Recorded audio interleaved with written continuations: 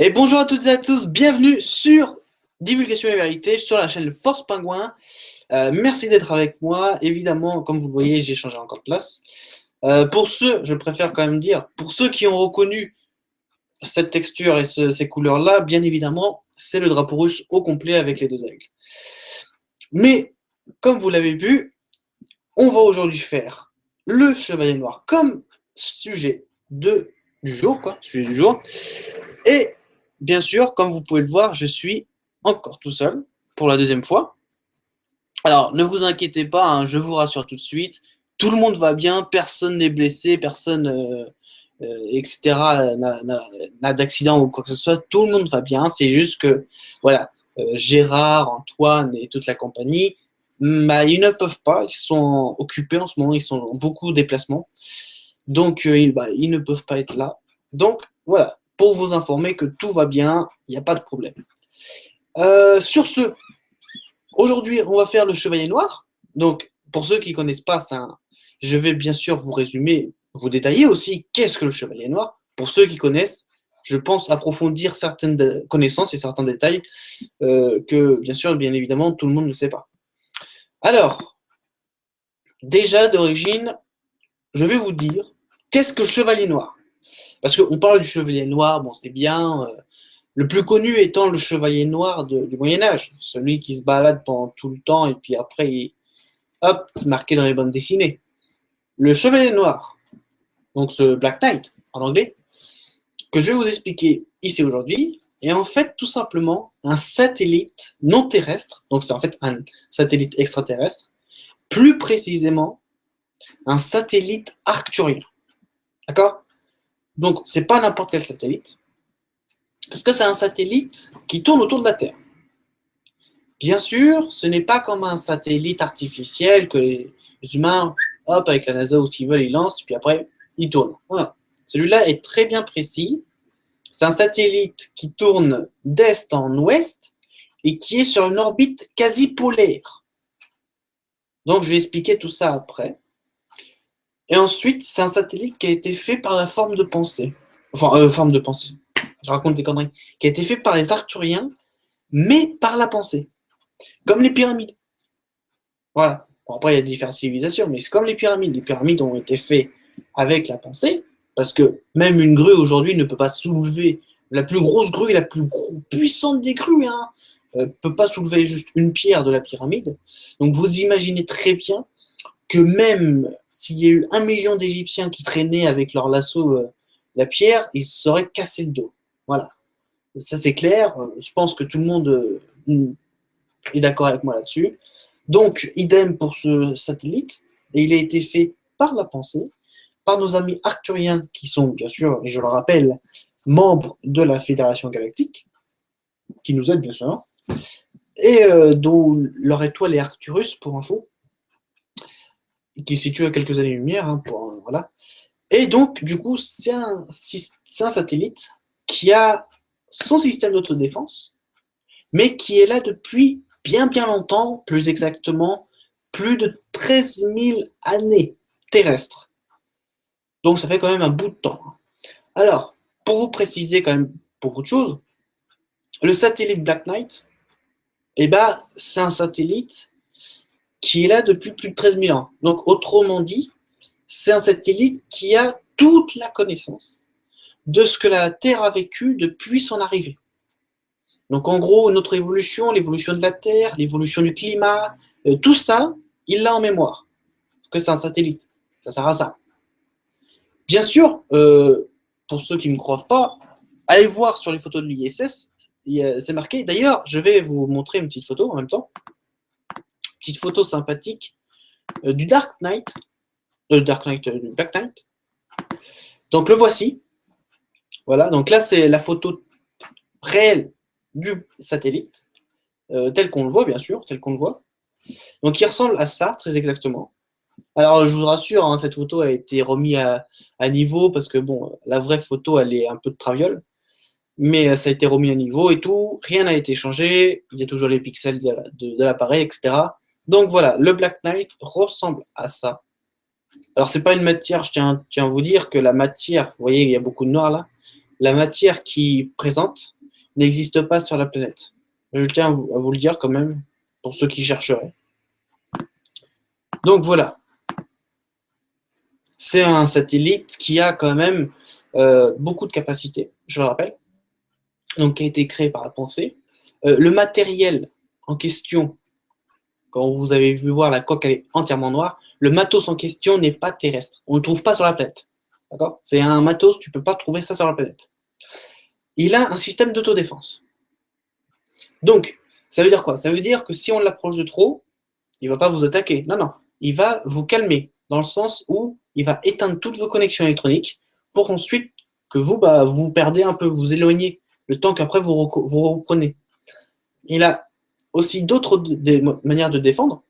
Donc, il a un bouclier, en fait, un bouclier électromagnétique qui sert pour justement éviter que les personnes s'approchent de trop, bien sûr. Si par ailleurs le satellite serait attaqué, c'est envisageable, bien sûr, mais le satellite, s'il serait attaqué, déjà par son bouclier électromagnétique, il serait protégé et il a un moyen de bien sûr répondre à ces attaques en toute légalité, tout d'abord. Il a 2 petits canons qui sont bien cachés, mais voilà. Donc ça pour vous dire qu'en fait, c'est pas possible de le détruire. D'ailleurs, je tiens à rappeler, pour les personnes, toutes les personnes qui ont vu sur Stop Mensonge l'article sur le Chevalier Noir, donc le Black Knight, pour le coup, j'ai envie de vous dire, pour Stop Mensonge, enlevez stop. Parce que dans cet article-là, c'est que des cracks qui vous est raconté. Il n'a pas explosé. Le gros dans la vidéo, parce qu'il y a la vidéo, j'ai vu ça, la boule qu'il y a, c'est pas le satellite. C'est pas un satellite, la boule. Il n'y a pas de Black Knight là-dedans. Le Black Knight est toujours là. Hein. Il est en orbite, il tourne. Hein. Pas de problème. Non, c'est soit un autre satellite, ou soit c'est une comète. Pas possible. Donc du coup, dans cet article-là sur Stop Mensonge, ils ont raconté des cracks. Voilà. Ils ont raconté des cracks. Pourquoi je vais expliquer ça? Parce que, encore une fois, comme je viens de le dire, il a un système d'autodéfense, donc il ne peut être détruit par personne. Même par les armes les plus puissantes, hors terrestre. Il ne peut pas être détruit. Donc forcément, il ne peut pas être détruit et saccagé n'importe comment. D'accord? Donc voilà. Pour vous expliquer aussi, ce que je vous l'ai dit en fait, c'est un satellite qui tourne autour de la Terre, bien sûr, mais d'est en ouest et sur une orbite quasi polaire. Alors qu'est-ce que ça veut dire? Ça veut dire qu'en fait, il a une orbite fixe qui est sur les 2 pôles. Donc en gros, il va du pôle nord, géographique, hein, je vous rassure, du pôle nord au pôle sud. Et puis ensuite, vu que la Terre tourne, d'accord? Comme on dit, le soleil se lève à l'est et se couche à l'ouest. Donc du coup, comme la Terre tourne de ouest à est, et lui, il fait tout le contraire, il fait de est à ouest, comme ça, il a le temps de balayer numériquement toute la surface de la planète, ainsi que le climat et bien sûr d'autres échantillons. Pour rappel, au cas où si personne ne sait, ou il y a des gens très peu qui le savent, je veux dire, excusez-moi, il y a eu, par les Français, une possibilité d'avoir des documents. Donc en gros, par les ordinateurs super puissants, les supercalculateurs, etc., ils ont réussi, juste un petit chouïa, d'accord? Ils ont réussi à avoir quelques informations du Black Knight. C'est passé en radio, d'accord, sur France Inter, principalement, France Inter, France Bleu, principalement France Bleu, et il a été dit qu'ils ont retrouvé des documents, des images, même des vidéos réelles de l'époque de Napoléon, où on voyait Napoléon faire la guerre, voilà, on voyait Napoléon nettement, même avec ses habits, son petit doigt, etc. Donc c'est vous dire à quel point c'est prouvé, c'est vérifié, et à quel point c'est extrêmement précis, jusqu'au millimètre près il peut capter la feuille de votre jardin. C'est vous dire la précision qu'il a. Et bien sûr, comme il balaye de est en ouest, il a vraiment tout, mais alors vraiment tout, les images très nettes de la planète. Euh, je peux vous dire aussi également sur ce satellite qu'il a fait plusieurs voyages. Bien sûr, aujourd'hui, il tourne autour de la Terre. Avant, il ne tournait pas autour de la Terre. Il tournait sur d'autres planètes. En gros, si vous voulez, le satellite nous suit. Voilà, c'est un satellite, quand l'humain est sur d'autres planètes, ou est sur cette planète-là, ou etc., et bah, le satellite, il tourne autour de la planète en question où est l'humanité. Comme là, par exemple, nous sommes sur la planète Gaïa, il tourne autour de Gaïa. Avant, il tournait autour de Mars, parce que nous étions sur Mars, etc., etc. Donc, en fait, il nous suit pour voir notre activité, tout simplement notre façon d'agir avec une planète, etc. Et aussi de permettre à ce que, quand on va avoir accès à tous ces documents-là, on puisse réellement, en fait, déjà savoir, concevoir et réaliser à quel point nous sommes meurtriers et assassins. Envers, bien sûr, la planète et nous-mêmes également. Donc, c'est vous dire à quel point c'est quand même un truc précieux. Le Chevalier Noir n'est pas un truc de n'importe quoi. Je peux vous dire aussi sur le Chevalier Noir, parce qu'il y a beaucoup de choses qui peuvent être dites. Le Chevalier Noir, on nous piste également, hein, d'accord, mais il ne fait pas que ça. Il est là aussi pour, bien sûr, balayer toutes les images, mais pas que pour l'homme, aussi pour les activités extérieures, intérieures, les activités géologiques telles que les tremblements de terre, volcans.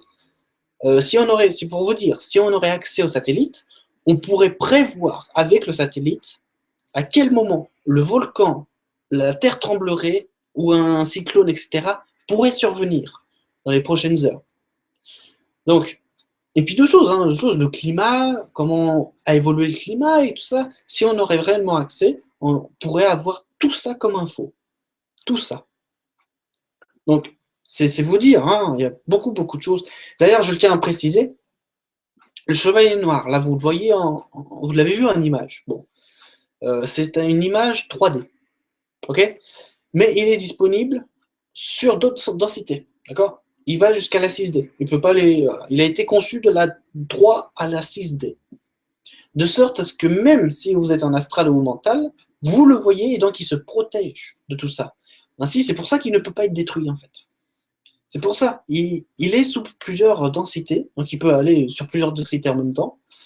Et puis en même temps, comme vous le savez, dans les densités plus subtiles, donc quand on va de la 3 à la 4 ou de la 4 à la 5, etc., on peut très facilement envoyer des informations, et notamment avec la lumière.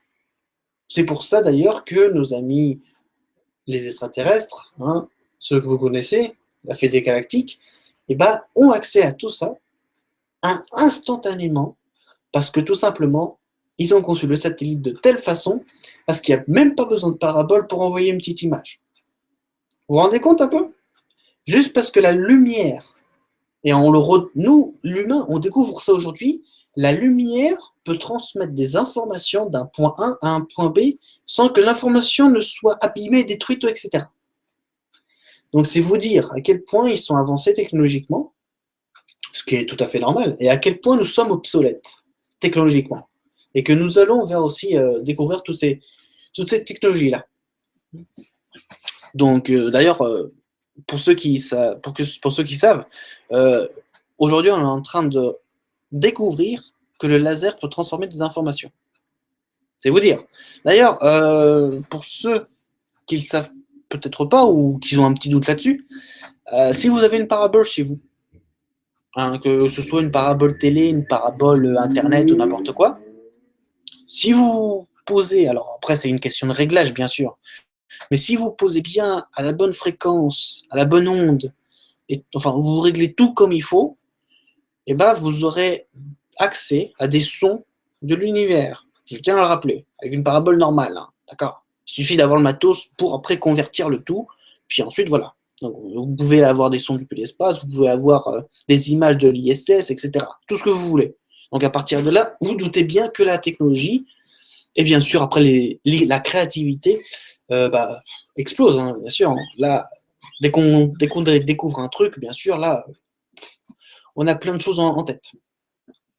Et ben ouais. Donc voilà. Le Chevalier Noir est pas que alors c'est un satellite, mais il est là en fait, pas que pour des images, pas pour nous révéler notre histoire, pas que pour ça, hein, je tiens à rappeler. Elle n'est pas là que pour ça. Elle est là et elle est conçue pour durer un temps limité. Donc, comme je vous l'ai dit, elle est là depuis plus de 13 000 ans, 13 000 années terrestres, mais elle a un temps limité. C'est-à-dire que son temps limité est d'environ, je ne le sais pas encore, même pour vous dire, hein, d'environ 30 000 ans. En gros, 30 millénaires. D'accord? 30 millénaires en toute la planète. Nous sommes à 13 000 années et quelques. Donc il nous reste encore du chemin déjà. Et une fois que ces 30 000 années, environ, hein, je ne sais pas, ça peut être moins ou plus, hein, sont passées, ou alors à n'importe quel moment, hein, parce que vu que c'est directement aux civilisations appropriées, le satellite, avec notre conscience qui sera évoluée, enfin vous imaginez le bordel, hein, un peu, tout le pactage, une fois que la conscience sera plus éveillée, qu'on sera conscient de tout ça, etc., et qu'on aura toutes les technologies appropriées, et que voilà, on sera libéré de notre esclavage, vous vous doutez bien que le satellite ne va pas faire que tourner autour de la Terre, il va bien sûr transmettre des données à nous, et oui, il va nous transmettre des données, c'est comme ça que ça se passe, il va nous transmettre des données. Après, je ne vous garantis pas, d'accord, qu'il va tout vous transmettre. Bien sûr, c'est un satellite. Il ne va pas s'écraser, il ne va pas s'écraser sur la planète. Je le tiens à rappeler. Il ne peut qu'envoyer des informations, pas en recevoir. Il ne peut qu'envoyer. S'il reçoit, c'est qu'il attaque. D'accord? C'est comme ça que ça se passe. Parce que la dernière fois, comme je vous l'ai dit, il y a des scientifiques français qui ont récupéré juste un petit chouïa. Leur matos, enfin, juste après avoir fait le relevé des documents, le matos était explosé. D'accord? Il était complètement HS. C'est pour ça qu'ils avaient tout transféré sur notre ordinateur. Mais le matos était HS. Pourquoi? Parce qu'en fait, il a cette capacité de défense électromagnétique. Donc, évidemment, l'ordinateur ne peut rien face à l'électromagnétisme. Donc, c'est pour ça qu'en fait, il ne peut qu'émettre, il ne peut pas recevoir. Parce que s'il reçoit, il y a attaque. Ce qui est entièrement normal, d'ailleurs. Donc, voilà. On peut le capter alors, très facilement, pour vous faire un petit bref. Si un jour, vous voulez le capter par image, hein. Par image, on peut le capter en été. Donc là, ça va bientôt être le moment. Tu peux le capter en été, tu prends ton télescope, tu piques ton télescope, et tu peux l'avoir à une certaine heure, du jour et de la nuit, bien sûr, à une certaine heure, et à une certaine position. Le top du top, je vous le dis tout de suite, hein, le top du top, c'est que vous soyez en haut de la France ou en Écosse, au Danemark. Voilà. À peu près à cette position-là, là, vous avez un super visuel. Si bien sûr vous le voyez un jour, vous avez un super visuel et là, vous pouvez le voir avec votre télescope. Bien sûr, il faut que l'optique soit très très visuelle, très très précis aussi. Le Chevalier Noir n'est pas, enfin, et tout ça à la fois, mais il est composé, comme je vous l'ai dit, de matos non terrestres. Je vais vous dire, parce que j'ai les documents, j'ai tout ce qu'il faut, je vais vous dire de quoi il est composé. D'accord? De quel matériau est-il composé? Alors, il est composé, bien sûr, hein, comme toute technologie avancée, de supraconducteurs. D'accord? Donc, en gros, c'est la technologie qui permet d'avoir une accélération rapide, un minimum de propulsion et de la vitesse. Voilà. Vitesse sous tous les sens, hein. Vitesse aussi dans l'espace, vitesse pour voir de la lumière, vitesse de réception, etc. Voilà. Le supraconducteur, c'est un peu la RAM de l'ordinateur, si vous voulez, mais sous plusieurs domaines. Donc, il est composé de supraconducteurs, il est composé de, plus que le laser, le plasma, il est composé de boucliers électromagnétiques, comme je viens de vous préciser, il est composé d'un matériel très, très raffiné, qui n'est pas terrestre, c'est que, bien sûr, ça fait la coque la fameuse coque noire, c'est pour ça qu'on surnomme le chevalier noir, la fameuse coque noire est plus que du silicium, pour ceux qui sont un petit peu calés en sciences, c'est plus que du silicium, c'est encore plus fort et plus résistant que l'acier ou la ferraille, d'accord? C'est à peu près 500 fois plus résistant que le béton. C'est pour vous dire à quel point c'est mastoc. Hein. C'est un nom assez chelou, d'accord? C'est un nom en gros, si vous voulez, pour vous faire un résumé, parce que je peux vous le dire, le nom, ok? Le nom du matos en latin, parce que c'est vraiment le truc long, en latin, il s'appelle tout simplement Steleotus Phenamun. En gros, pour les gens qui ne savent pas écrire ou même lire le latin, ça veut tout simplement dire qu'il est composé de silicium, il est composé de lumière, et il est composé d'un matériau dont je ne connais pas en fait le nom, mais je sais à quoi ça ressemble. Donc pour vous dire, en gros, c'est 500 fois plus fort que le béton. Donc voilà de quoi il est composé, le chevalier noir. De quoi il a été formé aussi. Et puis, et je vous ai aussi expliqué à quoi il servait en fait. Pourquoi en fait, alors c'est vrai, on peut se poser la question pourquoi il tourne en orbite quasi-polaire au lieu de tourner sur une orbite équatoriale. Parce que c'est vrai, une orbite équatoriale, ça pourrait être bien plus intéressant, ou ça aurait été ça aurait été une autre orbite également. Mais pourquoi avoir choisi le polaire? Parce que s'il aurait fait en équatorial, donc imaginez une orbite équatoriale, il n'aurait pas tout balayé. Et il n'aurait pas balayé l'intéressant, ce qui est très intéressant. Le fait qu'il soit en orbite quasi polaire, donc en gros du pôle nord au pôle sud, d'est en ouest, donc c'est-à-dire qu'il va vers l'ouest, il vient de l'est, il va vers l'ouest, est très intéressant parce que déjà, il capte les deux hémisphères, le nord et le sud, et de deux, il peut capter aussi tout ce qui se passe au pôle et qui passe dessus. Donc, il a très nettement, en fait, comme il tourne en quasi-polaire, c'est plus facile de capter les images, de recevoir énormément d'infos et de recevoir tout, en fait, parce qu'il tourne vraiment autour de la Terre. Parce que si on fait l'équatorial, dans ce cas-là, s'il partirait de est en ouest, enfin ça n'existerait pas, ce serait de sud à nord, dans ce cas-là, il ferait un tour comme ceci, voyez-vous, mais il ne ferait pas toute la planète. Alors que si tu le fais en quasi-polaire, comme ceci, donc tu vas d'est en ouest, tu captes tout, en fait. Tu captes plus précisément beaucoup de choses. J'ai remarqué ça, bien sûr. J'en ai fait l'expérience sur Google Earth.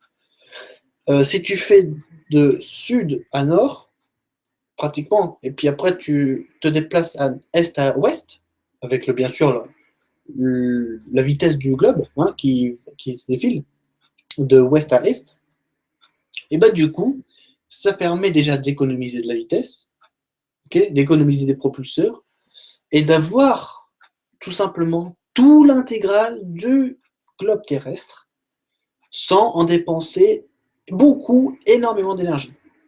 Parce que la Terre tourne de ouest en est et que le satellite va de est à ouest. Donc il n'a pas besoin de propulseur, il suffit juste de le caler, tu lui mets un petit peu de vitesse, et après, il tourne comme ça, sans avoir d'énergie très très consommante, parce que déjà la Terre tourne de l'autre sens et lui il va dans l'autre sens, donc il est très aisé là-dessus. Puis en plus de ça, il a le jour et la nuit. Bon, bien sûr, quand il va de est à ouest, il a plus le jour que la nuit. Mais voilà, c'est vous dire que si jamais, bien sûr, la NASA ou n'importe quoi voudrait mettre un satellite, qu'ils le mettent en quasi-polaire, c'est très intéressant pour des fins géographiques, biologiques et dans la spéléologie, donc en gros l'intérieur de la Terre, tout ce qui est la Terre, le calcaire, etc., c'est ce qui compose l'intérieur, pour avoir plus de résultats et plus bien, tout ce qui est en rapport avec la Terre, quoi, la précision, etc. Donc voilà à peu près de ce que je peux vous dire, pardon, sur ce chevalier noir. Euh, alors, il est vrai, juste avant de clôturer, il est vrai que j'ai parlé du volcan, j'ai parlé des séismes, des tremblements de terre, des tsunamis, etc. Il peut prévoir ça, le chevalier noir. Il peut le prévoir.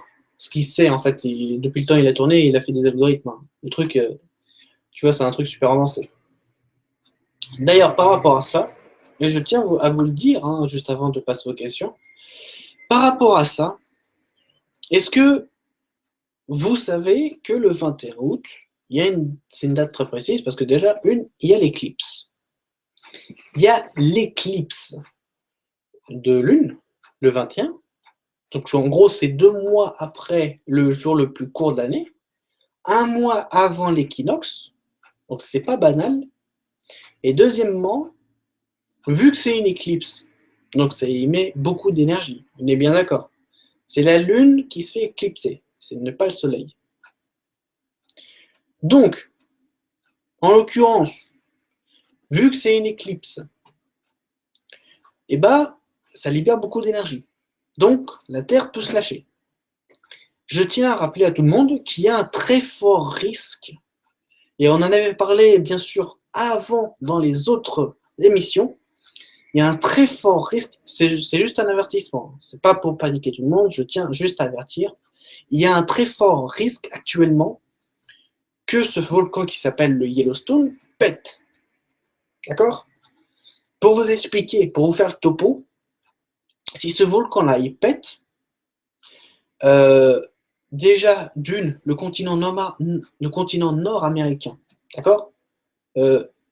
C'est le désert de l'Apocalypse.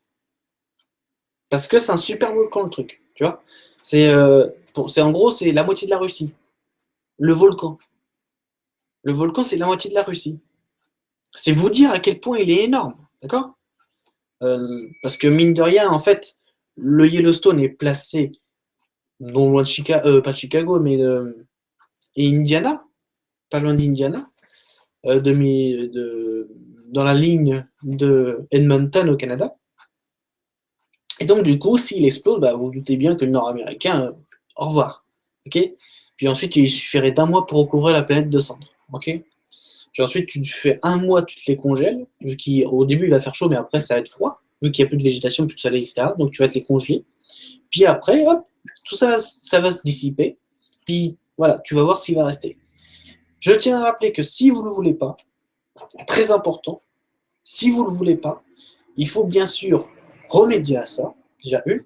De deux, pour ceux qui sont très très méditation, faites beaucoup de méditation dessus, d'accord? Non, parce que nos amis, comme a dit GG, nos amis nous aident, il n'y a pas de problème. Ils font ce qu'ils peuvent. Ils font ce qu'ils peuvent. Mais ils ne peuvent pas non plus faire l'absolu, d'accord? Ils ne sont pas là pour ça. Ils peuvent aider, ok, mais si à un moment, l'humain, il dit, bon, écoute, moi, ça me dérange pas, bah, c'est clair qu'il va hein, le truc, il va lâcher, voilà, hein, ça, c'est sûr. Donc, c'est pour ça, mettez-y toute votre énergie, peu importe le temps que vous mettez, soit par jour, par mois, ou par tous les 3 mois, on s'en fout, hein, ou toutes les semaines. Mais, très important, si vous voulez pas qu'il explose, méditez beaucoup, pensez à ce qui n'explose pas. Pas besoin forcément de méditer. Hein. Mettez-vous dans la tête que, comme je vous l'ai dit, et quand on vous répète à chaque fois, à chaque émission, la pensée est plus forte que la matière. Donc, si vous pensez que le volcan va s'éteindre, ou va se calmer, ou va pas péter, forcément, vous répétez ça tous les jours jusqu'au 21 août, il va pas péter. Il va pas péter le bazar. Parce que la pensée est plus forte que la matière. Comme vous le savez, la loi d'attraction est là. Si vous l'avez fait avec la pensée de la loi d'attraction, tout va bien. Tout va bien. Voilà.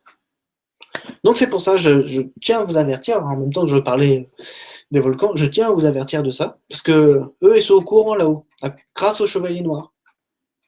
Et oui, tout est lié. Grâce aux chevaliers noirs, ils sont au courant de ça. Et même, si vous voulez vous renseigner hein, sur le plan terrestre, eh ben, je vous invite à aller voir sur les sites de l'Observatoire du Yellowstone, du parc du Yellowstone national, du parc fédéral du Yellowstone, ainsi que dans les États suggérés tels que le Dakota du Nord et le Dakota du Sud, et un peu de l'Utah. Oui, parce que ça a fait 3 États, en fait, le truc. Le parc situé dans le Dakota du Sud, à peu près, ou dans l'Utah, mais il englobe à sa taille 3 États.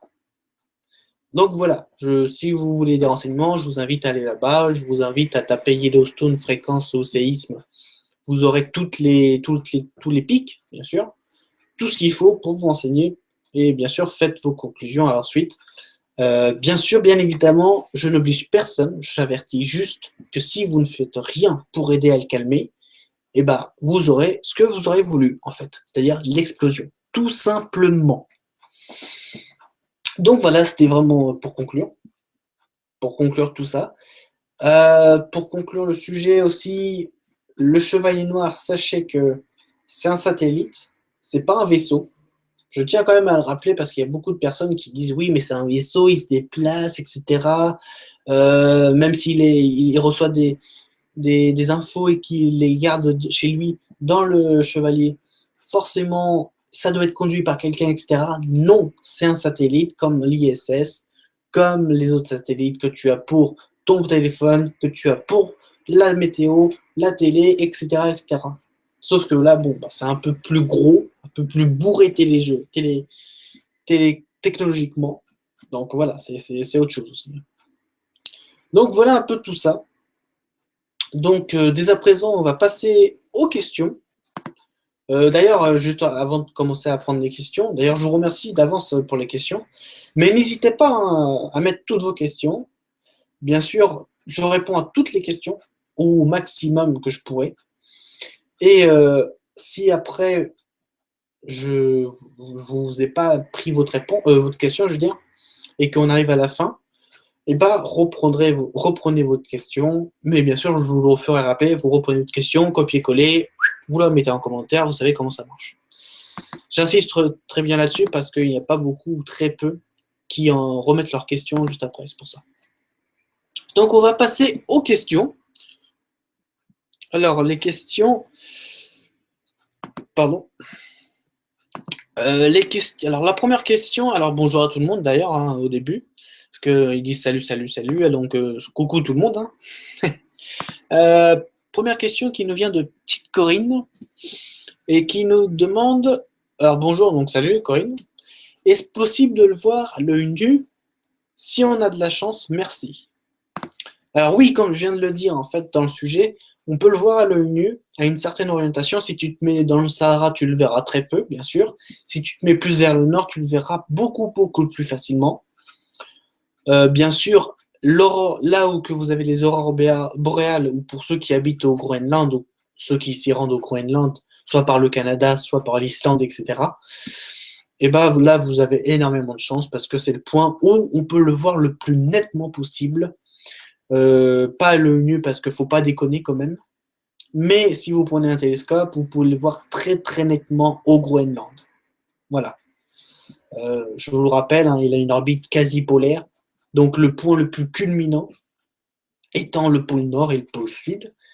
Et donc, dans son orbite, il est plus près du sol aux deux pôles que bien sûr sur les deux hémisphères. Donc vous avez plus de chances de le voir au télescope, je le rappelle, au télescope. Donc prenez un bon télescope bien précis. Et puis après, vous visualisez, et puis hop, c'est parti. Hein, vous voyez ce que vous voyez, quoi. D'accord? Donc voilà pour répondre à Corinne. Petite question. Deuxième question de Régine Duvier. Donc bonsoir, donc salut Régine. Pour ce qui est des satellites ISS, NASA et compagnie, voire Rocksocker plus réaliste, le pharaon chaud de Snow aussi à voir. Oui, alors en fait, ce que dit Rocksocker là-dedans, c'est que l'ISS est inhabité. D'accord? Parce qu'on sait que l'ISS existe. Ok? L'ISS, quand tu le vois à ton télescope, tu le vois, il est net avec ses panneaux solaires, avec tous ces modules-là. Il est dans l'espace. Enfin, dans la haute atmosphère. D'accord? Parce que c'est pas l'espace. C'est une haute atmosphère. Et ils ont fouté, là, ils ont pris de la vitesse. Hop, et voilà. Ils sont pratiquement, au niveau de l'orbite, ils sont pratiquement à une orbite équatoriale. Donc en gros, si vous voulez, pour vous faire très court, donc là vous avez les deux pôles, là vous avez l'équateur. L'ISS, il tourne comme ça à peu près. Il tourne comme ceci. Ok. Et après, bon, bah, tu as la Terre qui tourne hein, comme prévu. Puis ensuite, bah, il se déplace comme ça. Okay. C'est pour ça qu'entre le Chevalier Nord qui circule de quasi polaire comme ça, et puis l'ISS qui circule comme ça, à un moment donné, bah, ils se rejoignent tous les deux, bien sûr. Ils se rejoignent. Donc voilà. D'ailleurs, je tiens à dire que en fait, l'ISS n'est pas bien sûr habité, hein, d'accord? Ou très peu habité, parce qu'on voit quand même des images, donc des fois très peu habité. Mais il est possible, je ne l'exclus pas, il est possible que on peut être dans les modules, ce qu'on veut après, mais grâce au cinémètre maintenant, on peut bien sûr sur un fond vert remettre, qui sera en direct, hein, parce qu'il y a des caméras sur l'ISS, prendre les images de l'ISS en direct et les foutre sur un fond vert, de sorte à ce que ça fasse très réel. Ceci est dans le possible, mais alors des grands possibles qu'il y ait sur cette planète. Prochaine question. Putain, il est relou le. Alors, je vais aller très vite parce que là, je vois que YouTube il supprime quelques petits commentaires dans le chat et je trouve relou de leur part. Question d'Evelyne qui nous dit bonjour à toutes et à tous. Donc, salut Evelyne. Est-ce un engin fabriqué par l'être humain ou est-ce un objet des aliens? Si oui, est-ce bienveillant?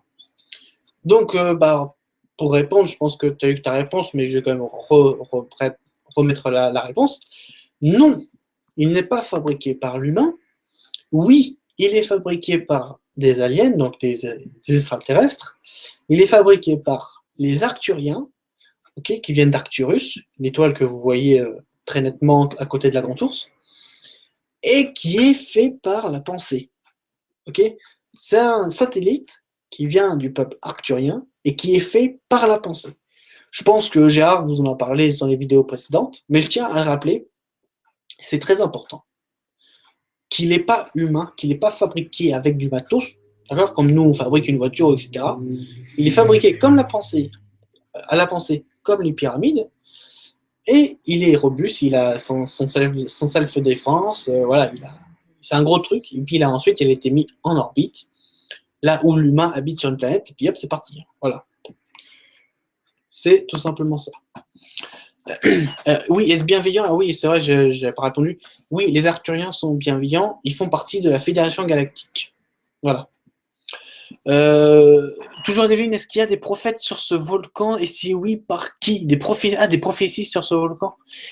Je pense que oui, il doit y avoir des prophéties sur le volcan. Après, je sais pas si ça doit être amérindien ou peut-être maya ou un truc comme ça. Mais il en est-il que depuis 2010 depuis le début de cette décennie, tous les écrans sont en état d'alerte. Tous les écrans sont en état d'alerte. Bien sûr, ce n'est pas que la cause des humains, je tiens à rappeler, c'est aussi la cause de l'ARP. Ce fameux ARP. Vous savez, c'est le système qui fait par les ondes, qui peut provoquer tout ce qu'il veut.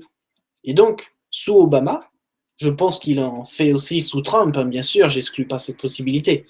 Mais par Obama ou les autres, depuis que HARP a été créé, ils en ont foutu un petit peu sur le volcan, de sorte à ce que ça fasse ce que ça donne aujourd'hui. Voilà. Je tiens à le signaler quand même. Ensuite, prochaine question. C'est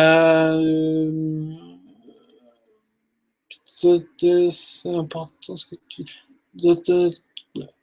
Il n'est pas tout seul, vous le savez ça. Non, il n'y a pas... Attends, des autres questions. Nicolas, il faut pas penser. Ouais. Oui, alors je vais quand même lire. Alors, tu as eu Botnet qui nous dit oui, il n'est pas tout seul. Est-ce que vous savez ça? Evelyne qui en fait nous dit il faut penser autrement, penser positif. Sinon, bah, ça va être chaud, quoi. Euh,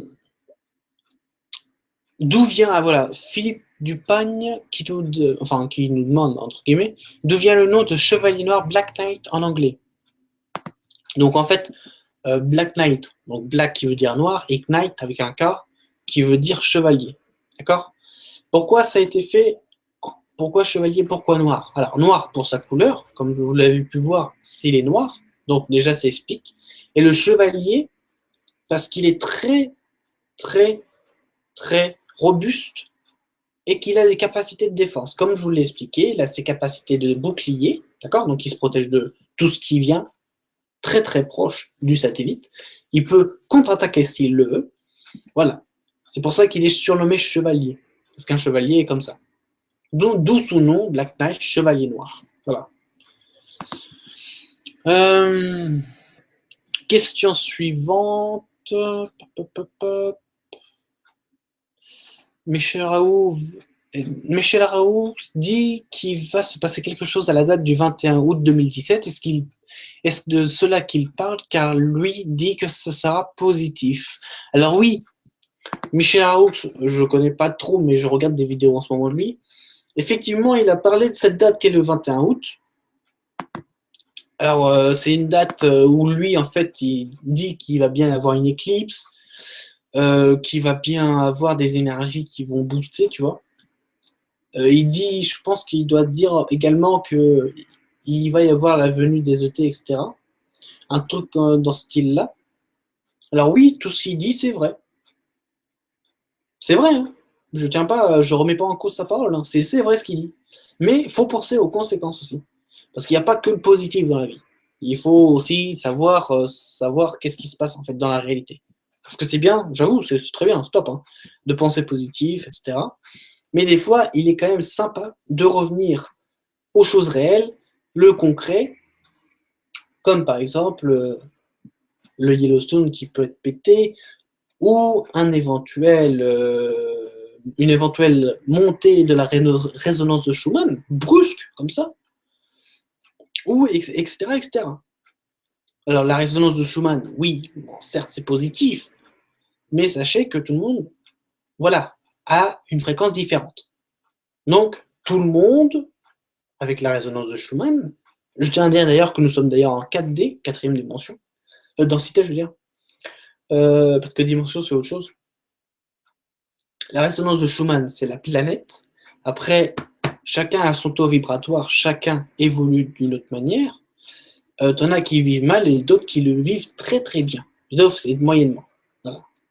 J'en connais qui vivent mal. Bon, ils font en sorte de travailler là-dessus. Puis j'en ai d'autres qui c'est super bien, c'est open bar, c'est tout rose, etc.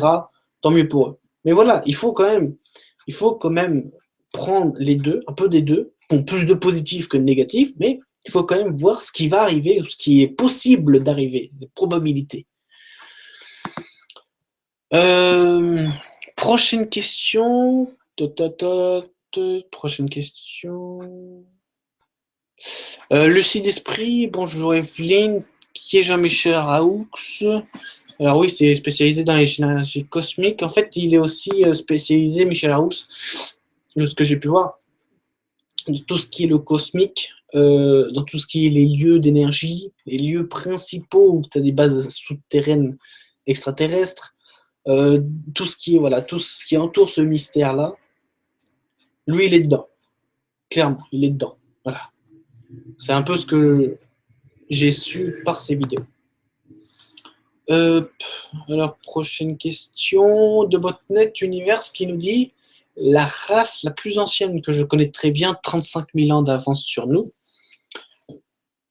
n'a-t-elle pas disséminé des Black Knight, donc en gros plusieurs satellites comme le Chevalier Noir, pour monitoring un peu partout? Donc monitoring, c'est en gros télémétrie, un peu partout dans la Voie lactée et ailleurs. Alors oui, tu fais bien de dire ça, Botnet. Tu fais très bien de dire ça parce qu'en plus, j'allais entamer là-dessus. Oui, nous avons découvert un chevalier noir. Okay, je vous ai vu l'image, je vous ai dit qu'est-ce que c'était, etc. Sachez que dans notre galaxie, il n'y a pas qu'un chevalier noir. Il y en a plus d'une dizaine. Tout ça des points précis et différents, bien sûr. je pense que ce qui nous tourne autour de la Terre n'est pas le seul.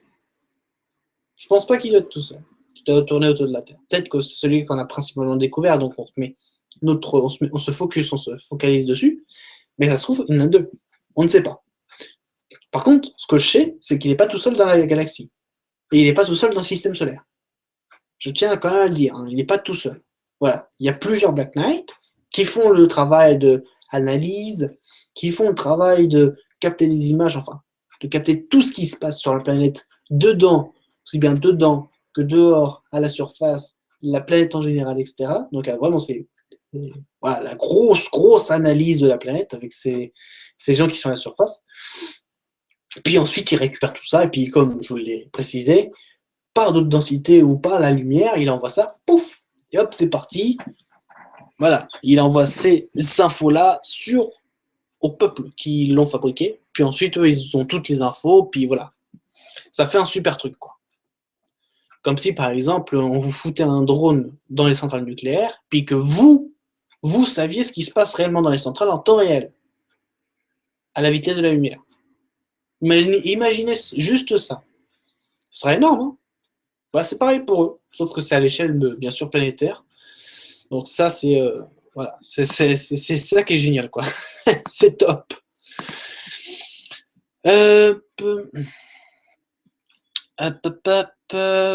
Question suivante qui vient d'Evelyne. Est-ce qu'on sait d'où viennent ces Black Knight et qui ont fabriqué ce satellite? De quelle galaxie?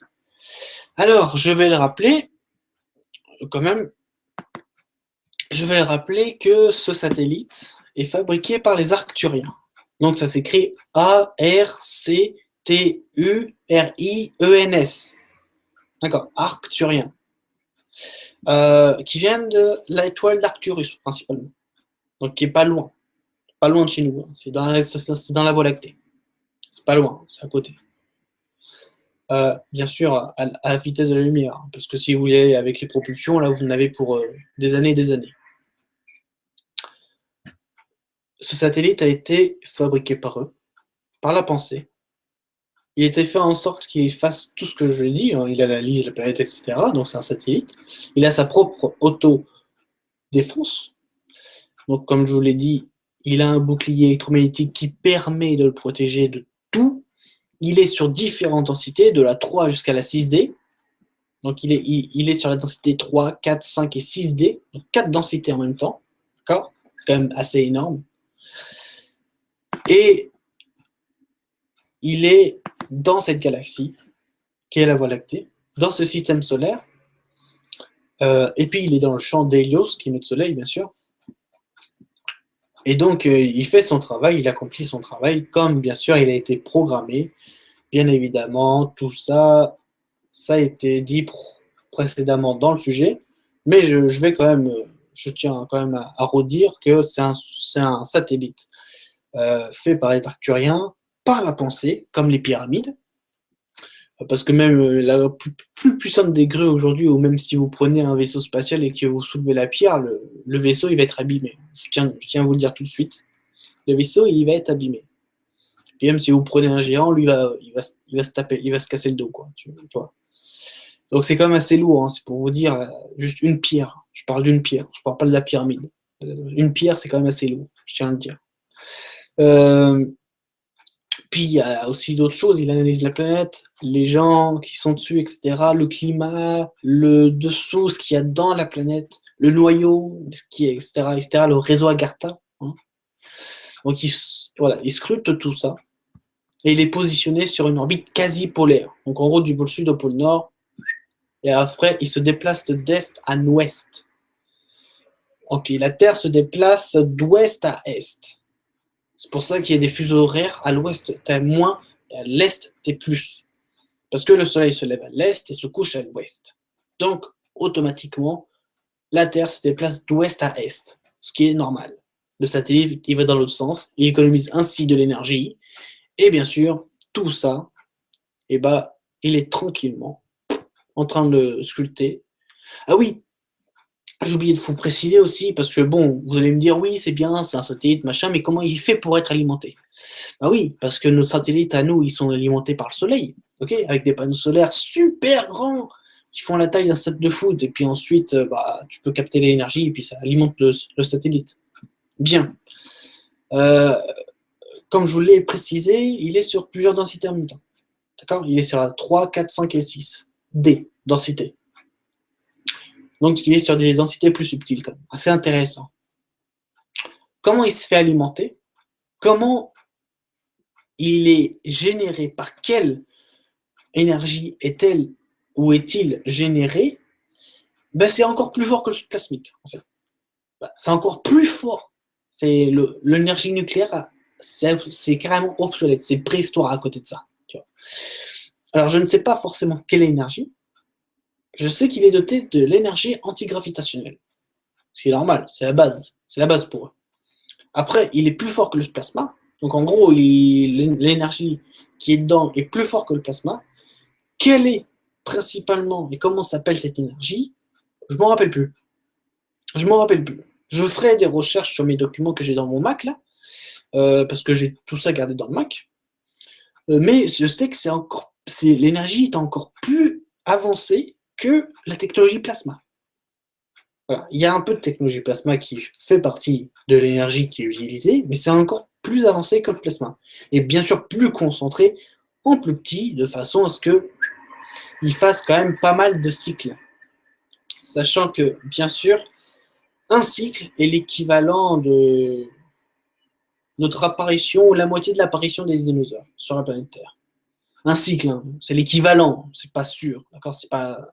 Mais c'est l'équivalent. Si vous prenez la date des dinosaures, l'apparition, disparition, vous coupez la poire en deux, et là, vous dites, tiens, de 0 à telle année, ça arrive la moitié, ça, c'est un cycle, à peu près. C'est pas vraiment exact, hein. Je vous redirai ça au pire dans les commentaires, mais c'est pas vraiment exact. Donc voilà ce qu'on peut dire sur, bien sûr, ce satellite.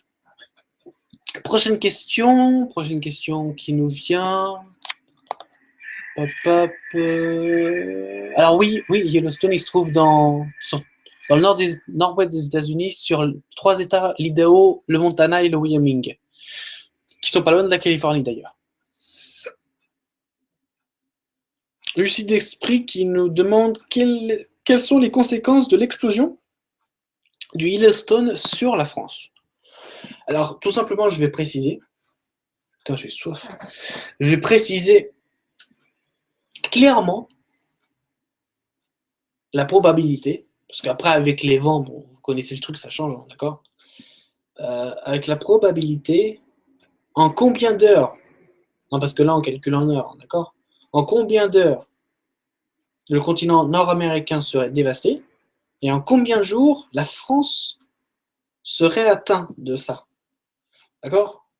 Donc, je vais vous expliquer le topo. Imaginons, ok? Encore une fois, je ne souhaite rien de tout ça. Imaginons, boum, il explose. Bon, une grosse explosion, là, à Terre-Neuve, on en subit un petit peu, on sent quelques vibrations, tu vois, ça secoue un peu. Terre-Neuve, c'est au Canada, c'est proche du Groenland. Donc, le volcan, il se trouve là, Terre-Neuve, c'est par là, environ, tu vois. Si tu prends le nord-américain, sans le Mexique, je parle. Là, tu as la côte est, donc tu as l'Atlantique après, puis là, tu as le volcan, après tu as la Californie ici, et ensuite tu as la côte ouest qui va vers le Pacifique. D'accord? Puis ensuite, vous avez l'Alaska un peu plus au nord. Ça, c'est le volcan. Ici, tu as Terre-Neuve, côté du Groenland. Ici, il y a pas mal de kilomètres. Il y a plus de 7000 kilomètres. D'accord? Et ici, là, à 7000 kilomètres du volcan, ils auraient quelques secousses. Et là, c'est pour vous dire la puissance. Ensuite, boum, il explose. Bon, il y a plein de cendres qui dégagent. En plus, c'est un super volcan. Ça fait la taille, la moitié de la Russie, imaginez. Il explose. Oh, merde. Alors déjà, tu as environ... Alors oui, je tiens à dire quand même, tu as environ 5-6 États qui sont alors niqués. Mais alors vraiment bien niqués, tu vois. Leur terre, elle s'explose, ça se fracture dans tous les sens, etc. Puis alors là, les retombées, oh, là.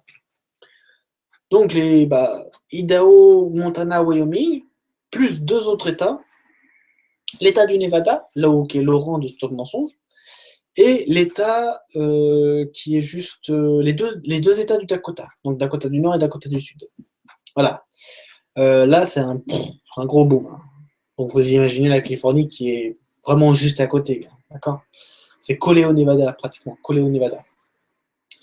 Je dis pratiquement parce qu'il y a un État qui sépare le Nevada et la Californie. Enfin voilà, c'est vraiment à côté. Boum, il explose. Qu'est-ce qui se passe? Déjà, la Terre se fracture. Ensuite, arriver, et ça c'est quand même énorme, il faut le savoir, arriver sur la côte est des États-Unis ou même du Canada, vous avez les retombées. Donc c'est-à-dire en fait le volcan il jette des grosses boules de lave, des grosses boules de lave, énormes, énormes les boules. Et boum, comme il a une énorme puissance, donc il envoie la boule à une énorme vitesse, et ça peut aller jusqu'à la côte est. Sachant qu'entre le Yellowstone et la côte est, il y a environ 6500 km de terre.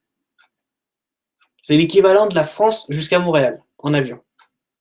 Je tiens quand même à le préciser. Et puis ensuite, avec tout ça, donc il y a des retombées, le nord américain est complètement en quelques heures. D'accord? Là, on compte moins de 24 heures. Ok? Moins de 24 heures, tout le continent nord-américain, si on exclut le Mexique, est recouvert de cendres, de lave, par les boules. Et donc, il est irrespirable, instantanément, pratiquement instantanément, irrespirable. Donc, vous imaginez le Mexique après. Alors, en combien de temps les nuages de cendres peuvent atteindre la France? Alors déjà, si vous avez des avions, vous êtes sûr qu'ils vont se cracher. Même si c'est pas possible, hein, même qu'ils fassent en dessous ou qu'ils évitent, ils peuvent pas. Parce que le volcan, son nuage, il va monter à plus de 13 000 km d'altitude. 13 km, parce que 13 000 c'est en mètres. 13 km d'altitude. Il va monter à plus haut. Sachant qu'un avion, tu ne peux pas aller au-delà de 13 km d'altitude. D'accord? Donc forcément, l'avion, il s'est scratché. Ensuite, qu'est-ce qui se passe? En 2 jours, il atteint la France. La France est recouverte. En 2 jours. Et en 2 jours et demi, voire 3 jours, il a atteint la Russie. Alors après, bah oui, parce que la Russie, c'est la moitié du globe. Ensuite, ça fait la même chose de l'autre côté. Hein. Je tiens à rappeler, c'est pas que de ouest à est, c'est aussi de ouest à est. D'est à ouest, je veux dire. Donc, il se fracture. Là, je parle de la possibilité quand il va vers la France. Mais après, l'inverse se produit quand il va au Japon, en Chine, en Russie, très, très Extrême-Orient. Et ensuite, bon, bah, vous connaissez la suite, hein, l'Inde, etc. Puis les deux se rejoignent. Et ça atterrit là où est la Turquie, actuellement. Donc, vous voyez qu'il peut, en 2 jours, ou 3 jours grand maximum, atteindre la Russie. Donc, en un jour, ils nous ont atteints. Le cendre est sur la France. Sachant, je ne sais pas à peu près combien ça peut durer. Si c'est très concentré, ça peut durer 1 mois et demi. Si c'est moyennement concentré, c'est 1 mois. Mais alors là, si c'est vraiment hyper concentré, ça peut durer 2 mois, voire 2 mois et demi. Où tu n'as pas de soleil, ta végétation, elle est nulle, elle a disparu parce que les cendres, c'est quand même pas mal, tu vois. Imagine, tu mets de la cendre de cheminée sur les plantes. Enfin, les plantes, elles crèvent, c'est normal. Voilà, imaginez à l'échelle planétaire. Puis ensuite, les conséquences que ça, parce que mine de rien, tu n'as plus de soleil, donc ça veut dire que tu n'as plus de chaleur, ok? Donc tu as froid, tu te les pelles encore. Même des fois plus que le pôle Nord. D'accord? Donc tu as un hiver, mais alors, très très glacier.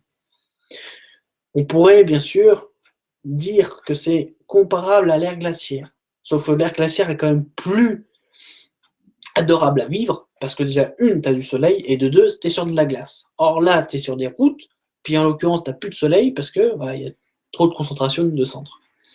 Enfin voilà le topo, à peu près, de s'il explose. Bien sûr, je n'envisage rien de tout ça. D'accord? Je souhaite qu'il n'explose pas. Moi-même, un mois avant ça, je vais au Canada. D'accord?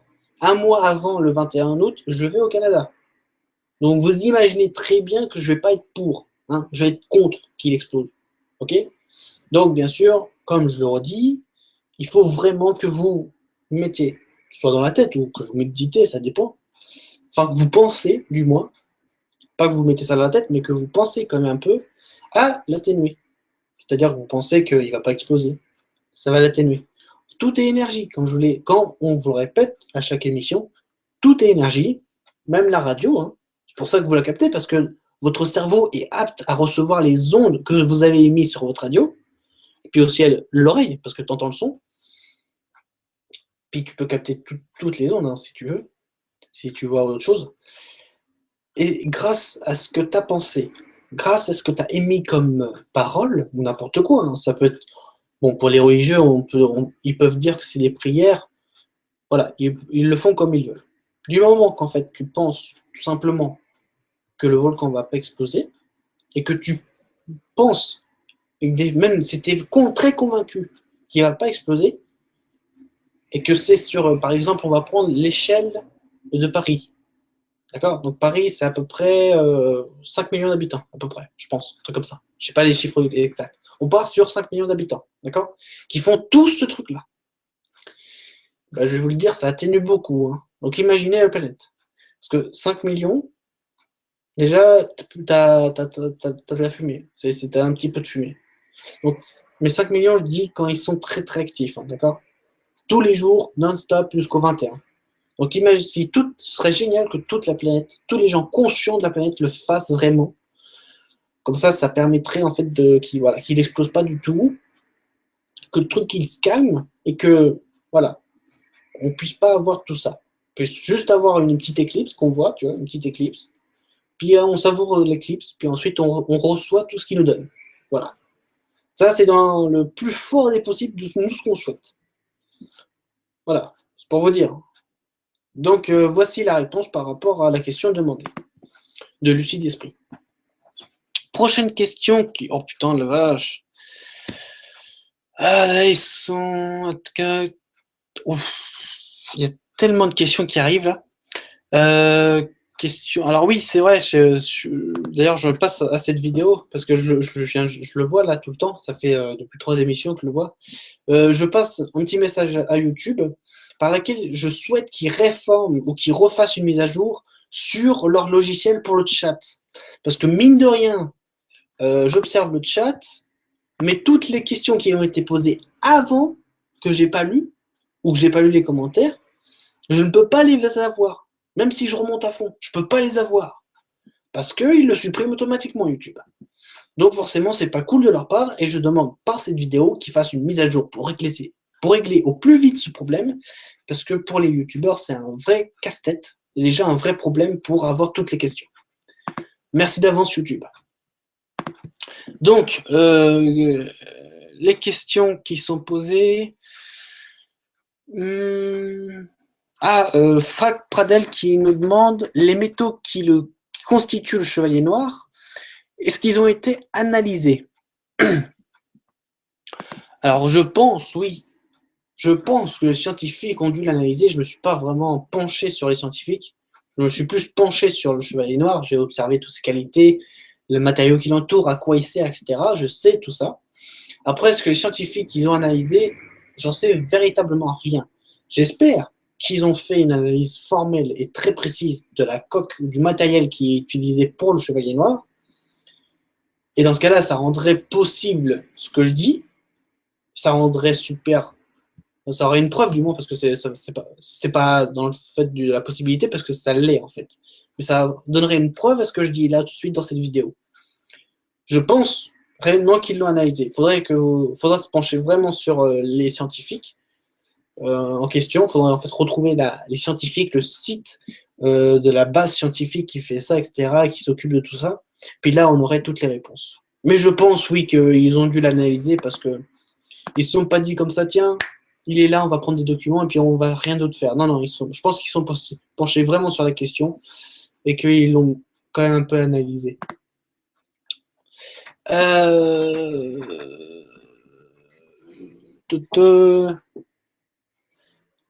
Prochaine question qui nous vient. Putain, mon écharpe. Prochaine question qui nous vient de qui? Alors, c'est pas une question, c'est une phrase qui vient de Evelyne qui nous dit il paraît que l'inversion des pôles serait une conséquence et serait liée à cela. Oui, bah d'ailleurs, on est en plein dedans. l'inversion des pôles se fait? Alors je rappelle, c'est les pôles magnétiques, ce n'est pas les pôles géographiques. Voilà. Donc le pôle magnétique qui, bien sûr, comme vous le savez, qui fait justement le bouclier électromagnétique qu'on a autour de la planète, et donc qui est en train de s'inverser, bien sûr. On est en plein dedans. Prochaine question. Question de Frédéric Pradel qui nous demande l'émission de radio vers la Terre, c'est en HF, UHF, VHF ou autre. Donc je pense que c'est traduction en HF haute fréquence, UHF ultra haute fréquence et VHF Vega haute fréquence ou tu vois encore plus. Je pense que c'est traduit par ça. Alors l'émission radio vers la Terre, en gros la fréquence qui est lancée vers la planète Terre, ça c'est bien sûr on parle de la possibilité qu'il émet du document. Alors qu'il émet ce que le Chevalier Noir recueille depuis plus de 13 000 années. En l'occurrence, il a une fréquence radio. C'est normal, tout est onde. D'accord? Donc il a une fréquence radio, certes. Comme je l'ai dit, il suffit de bidouiller le matériel.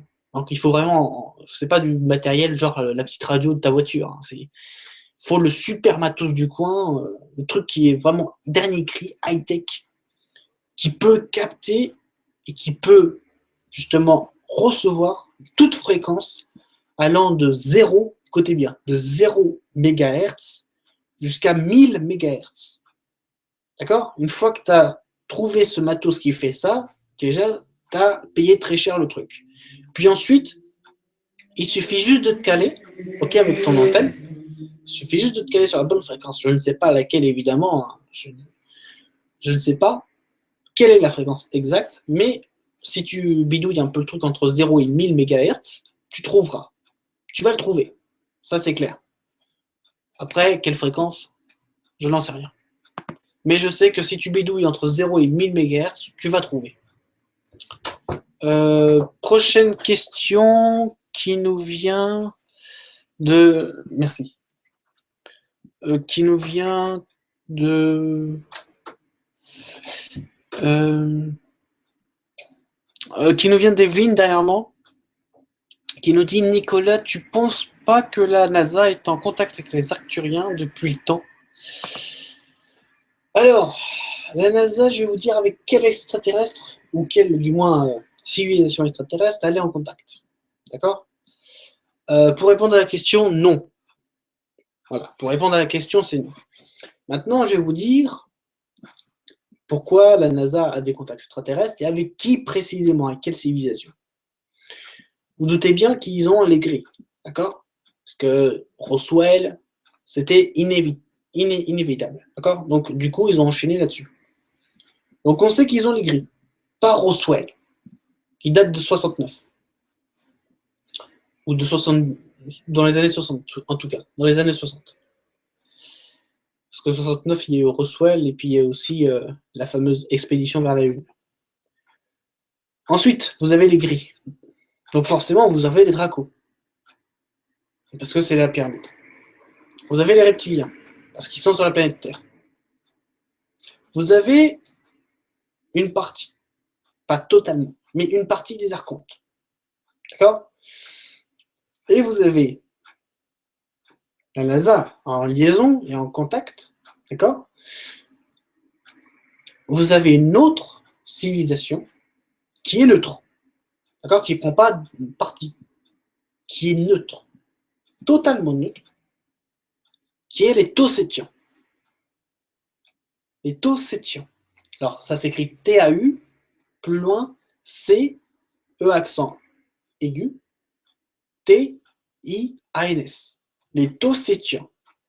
Pour vous faire un petit peu le topo, les Tausétiens sont une civilisation qui est neutre, d'ailleurs, hein, qui fait partie de la Fédération Galactique, voilà, donc qui est en lien avec tout ça.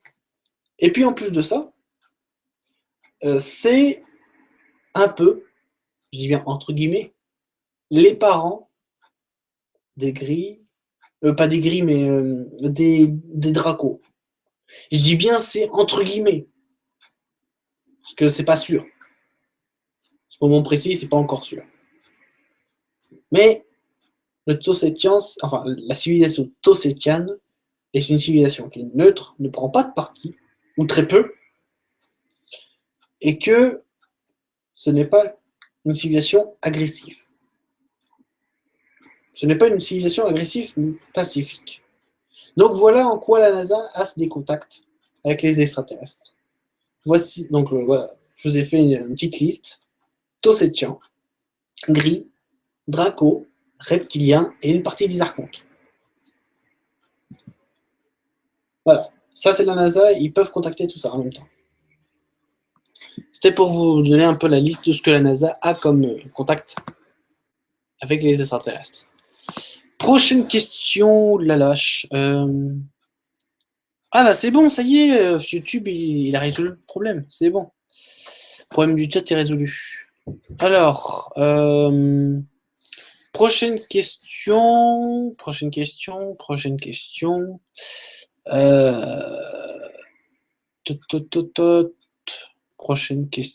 qui nous vient de qui? Alors, j'ai un truc qui a été effacé. Ah voilà. Donc salut à Momo, hein, mon pote que je connais. Lucide Esprit, qu'est-ce que ça vient de réapparaître là, c'est pas mal. Lucide Esprit qui me pose la question si les arcturiens avec un arc comme ARC, arcturiens sont bienveillants pourquoi avoir construit ce chevalier noir. Encore une fois, je vais me répéter, mais j'aime bien me répéter des fois, j'aime bien, hein. Ça fait en même temps avancer le débat. Les arcturiens ont construit ce satellite de façon à récupérer des documents et des informations. Comme nous, on récupère des informations quand on envoie des satellites pour analyser la planète. Ou pour analyser les autres planètes. Ou les lunes. Ou les autres galaxies, etc. Comme Hubble, par exemple. Hubble, il va avoir des constellations, des amas, tout ça. Il va prendre des clichés photos, puis ensuite il va les envoyer. Lui, c'est pareil, sauf que c'est que pour la planète Gaïa. Voilà, c'est que pour ça. Il est là que pour analyser. En aucun cas, il est là pour défoncer toutes les structures et puis empêcher qu'il y ait de la vie sur Terre. Non, non, non. Il est juste là pour tourner autour de la planète et analyser ce qui se passe pendant un certain nombre d'années. Puis ensuite, tout ça est récupéré par les Arcturiens. Voilà, c'est tout ce qui sert. Il sert juste à ça. Après, tu peux avoir accès. Encore une fois, il y a un moment précis, il y a une date précise dans notre vie, parce que ça va se passer dans cette vie-là, d'accord ? Dans notre vie, il y a un moment précis où tout ce qu'a le Chevalier Noir va nous être accessible très librement. D'accord ? Il faut attendre un petit peu. C'est dans pas longtemps. Je tiens à vous le dire. C'est dans pas longtemps. Il faut juste avoir un petit peu de patience et puis après, vous aurez accès à tout ça. En attendant, voilà ce que je peux vous dire. Voilà. Question suivante. Question suivante. Team Timing UL11 qui me demande: tu sais beaucoup de choses comme tu le dis, mais as-tu vu de tes propres yeux ce que tu racontes? Oui. Oui, clairement oui. Tout ce que je sais, je l'ai vu. Ou je l'ai expérimenté. Parce qu'il y a des technologies, hein, tu comprends, voilà. Donc, quand tu découvres ces technologies, tu as envie de, tu sais, comme un gamin, tu as envie de jouer avec et puis de voir comment ça bidouille. Il est normal, c'est normal. Hein, tu vois comment ça bidouille, et puis hop, après, une fois que tu maîtrises le truc, oh bah super, je maîtrise la technologie. Bon bah c'est bon. Donc c'est pour ça que oui, tout ce que je sais, je l'ai vu ou je l'ai expérimenté de moi-même. Question suivante. Question suivante. De Botnet New Universe qui nous dit: étant sur plusieurs densités dans la numéro 3 où nous sommes, alors en fait nous sommes dans la 4D, mais du coup, pour les gens, alors du coup, ouais, je vais rappeler quand même pour les personnes qui soit ont du mal, soit ils ont un peu oublié certaines choses ou certaines bases. Quand vous êtes dans la 3D, d'accord? Bon, en l'occurrence, nous sommes dans la 4D. On va vers la 5D. Comme nous sommes dans la 3D, D'accord? Donc, c'est-à-dire que vous êtes en troisième densité et tout. Bon. Il est très normal que vous voyez la 2D et la 1D. Parce que vous l'avez acquis. C'est comme, par exemple, une leçon que tu as appris et que tu as acquis, et du coup, tu sais que cette leçon, eh ben, elle est possible. Tu le sais, tu l'as appris, ensuite tu passes au suivant. Bah là, c'est la même chose. Tu as acquis la première, tu as acquis la deuxième. Là, tu viens d'acquérir entièrement la troisième et tu es sur la quatrième. Il est tout à fait normal que tu voies la 3, la 2 et la 1. Comme il est tout à fait normal que tu ne voies pas la 5, la 6 et toutes les autres qui sont plus subtiles. C'est tout à fait normal. C'était juste un petit rappel. Et du coup, pour répondre à la question, parce que du coup, la question c'est étant sur plusieurs densités dans la 3D, où nous sommes dans la 4D précisément, c'est pas grave, ne peut-il pas se transformer à sa guise pour fausser les données? Donc en gros, tout ce qui est mémoire de forme, etc., tout ce qui est les objets, tout le truc, etc. Alors, par rapport au Chevalier Noir, puis par rapport aussi à d'autres, il n'y a pas que le Chevalier Noir, comme je l'ai dit, le Chevalier Noir est possible instantanément en 3, 4, 5 et 6D. En même temps. D'accord? En même temps. Tu le prends là, d'accord? Tu voyages en astral, tu l'as, tu le vois. En mental, pareil, tu le vois. D'accord? Contre, si tu vas en causal, bon, bah là, tu ne l'as pas. Causal, c'est la 7D. Donc, oui, quand la planète évolue, parce qu'en l'occurrence, le Chevalier Noir tourne autour de la planète. Donc, il évolue avec la planète. D'accord? S'il va sur une autre planète, il va s'accorder à la fréquence de la planète. C'est tout à fait normal. Là, nous sommes en 4D. OK? Donc, il est en 4D. Mais tu peux le voir en 3D. D'accord? Comme je l'ai dit précédemment, une fois que tu es en 4D, donc tu as acquis la 3, la 2 et la 1. Mais tu n'as pas la 5, la 6, la 7, etc. que tu dois acquérir. Lui, il l'a jusqu'à la 6. Après, il ne peut pas plus. D'accord? Il faut reconfigurer le bazar, puis ensuite en émettre le truc. Il faut reparamétrer le satellite. Du coup, pour répondre entièrement à ta question, parce que là, j'ai répondu une partie de ta question. Pour répondre entièrement à ta question, quand tu vas sur des densités plus subtiles, en l'occurrence, nous sommes en 4D, l'environnement change. La façon de penser change. Ta conscience, etc. Okay? La planète change également, donc la nature avec les objets, etc.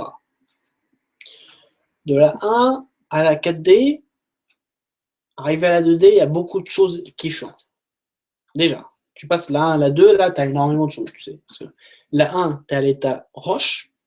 2, tu es à l'état poule, cochon, ce que tu veux. Voilà, tu vois. Ça dépend, parce qu'il y a des animaux qui sont en 3, parce qu'ils vivent plus longtemps. Certaines tortues, certaines baleines, dauphins, etc., sont en 3D. C'est pour ça qu'ils vivent plus longtemps. Je le rappelle, la 1, première densité, c'est tout ce qui est végétal, donc les plantes, roches, etc. Ensuite, tu es en 2D, tu peux te déplacer, d'accord? Donc, tu es un animal ou quelque chose qui se déplace, d'accord? Qui émet une conscience plus importante, d'accord? Mais, parce que même si dans la première, tu as une conscience, mais qui est moins importante. Je pense que tout le monde l'a compris. L'humain d'aujourd'hui est plus intelligent que l'humain d'avant. On est bien d'accord là-dessus. Du coup, alors intelligent pas dans le sens où, voilà, plus intelligent, tu connais plein de trucs et tout. Non, non, non. Dans le sens plus intelligent où il a le cerveau plus développé. Parce que si vous prenez le premier homme, il n'a pas le même cerveau. Tu vois, il a un cerveau, mais il est différent, il a une autre forme. Tu vois, peut-être plus recroquevillé, ça dépend quel Homo sapiens ou Homo néandertal tu prends. Tu vois, quelle base tu prends. Mais en tout cas, tu prends la base de l'homme. L'homme maintenant, le cerveau est différent. Donc, c'est-à-dire qu'il va avoir une prise de conscience, qu'il va avoir des capacités plus subtiles, qui peut prendre, qui peut s'en charger, et puis ensuite l'utiliser. À des fins, bien sûr, que lui, dans son intérêt, il le veut. Bien sûr, il est évident, quand tu passes de la 1, 2, 3, etc., tout ton environnement change. Donc automatiquement, si ton environnement change, le matos, le matériel que tu vas employer dans la 2 et dans la 3D va avoir une forme différente. Je m'explique. Tu prends un caillou. Non, un caillou, c'est entre la 1 et la 2D. Ça dépend du caillou que tu prends. D'accord? Principalement dans la 1D. Okay? Tu le vois, le caillou. Parce que tu as acquis cette densité-là. Si tu prends un caillou en 3D, ça va être quoi? Un caillou en 3D, ça ne va pas grossir, d'accord? Ça ne va pas devenir Stade de France. Je parle en termes de matériel, d'accord? Du physique et des éléments chimiques qui s'y composent. Parce que le caillou, quand même, on ne doute pas trop, hein, mais le caillou, il contient plus de 20 minéraux. Qu'ils soient petits ou grands, hein, contient plus de 20 minéraux, je tiens à le rappeler. Du coup, il va être un caillou. En 3D, il va être un caillou, mais sous une autre forme. Forcément que tu ne vas pas avoir, parce que tu as l'impression que c'est la même chose, mais si tu regardes bien, il est différent. À l'extérieur, il a pratiquement la même forme, à l'intérieur, c'est totalement changé. Idem pour le matos. Vaisseau, infrastructure, maison, etc. Tu prends de la 3, tu la mets en 5D, complètement autre chose. D'accord? Parce qu'en 5D, tu peux le manier dans tout ce que tu veux. En 3D, c'est très difficile. D'accord? Là, on est en 4D, donc il est moyennement. Moyennement. Tu lui mets un petit coup d'onde, le truc, tu le fais comme tu veux. Hein, d'accord? Tu fais une fontaine, tu fais un signe avec un immeuble, enfin ce que tu veux. Tu lui mets un petit peu d'onde, bonne fréquence qu'il faut, le truc il ondule comme tu veux, puis après là, tu le plies comme tu veux, tu en fais un conte de fées, le bazar. D'accord? C'est pour ça que il est très important, et c'est pour ça que je complète la réponse, justement, il est très important de savoir que durant les différentes densités dans lesquelles tu vas, le matos ou la structure ou ton monde dans lequel tu vis change complètement. Plus que tu vas évoluer, plus que ça va aller sur la prise de conscience, sur des densités plus subtiles que vous connaissez, comme la 5 et la 2D, où tu vas avoir ton corps physique qui va durer plus longtemps, tu vas vieillir moins longtemps, enfin après ça dépend de ton hygiène de vie bien sûr et ton environnement. Puis après tu peux avoir des consciences plus élevées, donc justement ça participe à la densité plus subtile, etc., etc. Donc voyez-vous, tout change, de la conscience jusqu'au moteur. D'accord? Donc le moteur, c'est le matériel. Donc, j'espère que j'ai répondu clairement. Et si je dois reformuler une réponse nette, oui, sous les différentes densités, de la 1 jusqu'à la plus subtile qu'il existe, eh ben, tout change. Du coup, quand tu montes, enfin, monter, c'est une façon de voir, hein, d'accord? Pour les gens, ils disent on monte en vibration, en densité. En fait, on reste stagne, c'est juste qu'on change de forme. C'est tout. Tu prends la même chose sur une ligne, tu vois, tu prends du point 0 au point 100 sur une ligne, bah, tu vois en fait que tu évolues. Mais après, ça dépend comment tu le prends. Voilà, tout simplement. C'est juste qu'en fait, l'environnement change. Donc, automatiquement, le matériel change. Donc, je le rappelle, le chevalier est disponible de la 3 jusqu'à la 6D. Donc, s'il est disponible de la 3 jusqu'à la 6D, c'est que la planète va aller jusqu'à la 6D. Enfin, du moins, espérons qu'il aille. Parce que là, dans ce que nous, on va connaître, parce qu'il est clair que les personnes qui vont connaître là, tout de suite, dans cette vie, la planète, on va pas finir et on va pas mourir pour ceux qui ont moins, je dis bien, pour ceux qui ont moins de 60 ans, on va s'échapper de la Terre, on va aller ailleurs. D'accord? Moins de 60 ans, voilà, ça c'est les gens, vous savez que vous allez quitter la Terre un jour ou un autre. Vous savez que vous allez la quitter. D'accord? On va pas mourir dessus. À moins que tu aies un accident où tu sois complètement déphasé ou que tu aies une chute brusque comme ça. Mais sinon, si tu suis la ligne des choses, voilà, tu vas vivre, mais après, tu vas te déplacer sur une autre planète. Parce que dû à un cycle naturel de la Terre, dû à l'environnement qui l'entoure et dû au climat qui va arriver, tu vas pas pouvoir supporter.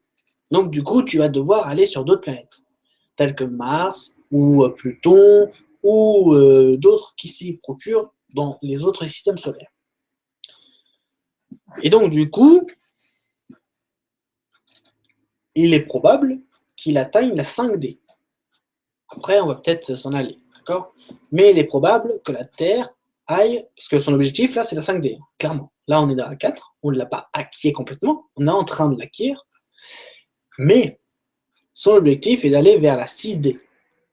D'accord? Parce que si le chevalier noir, il va de la 3 à la 6, c'est que la planète va vers la 6. Son objectif, c'est la 6. Mais avant, vu qu'on est en 4, elle doit aller sur la 5. Donc vous comprenez bien que la résonance de Schumann, ça va accélérer, hein, d'accord? Tenez-vous prêts. Hein. Tenez-vous prêts. Question suivante, qui va être d'ailleurs la dernière, parce que déjà on aura fait un bon bout d'émission, et puis j'aurais essayé de répondre au maximum de questions que je peux.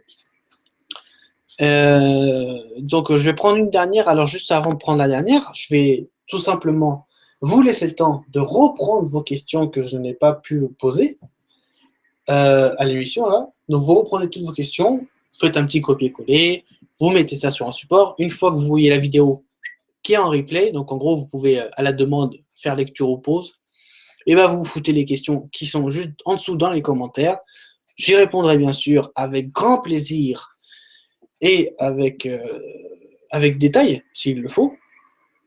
Bien sûr, n'hésitez pas, tout est dans la description, à me contacter par Facebook ou par Skype ou n'importe quel support, ou envoyez-moi un mail. D'ailleurs, je pense pas que j'ai pas mis mon Skype, mais si vous me le demandez sur Facebook ou si vous me demandez sur les adresses concernées ci-dessous, eh ben, je vous le donnerai, il n'y a pas de problème, je m'en fous. Hein. Vous savez, je suis ouvertement accessible, ce qui est d'ailleurs le but. Donc, on prend la dernière question.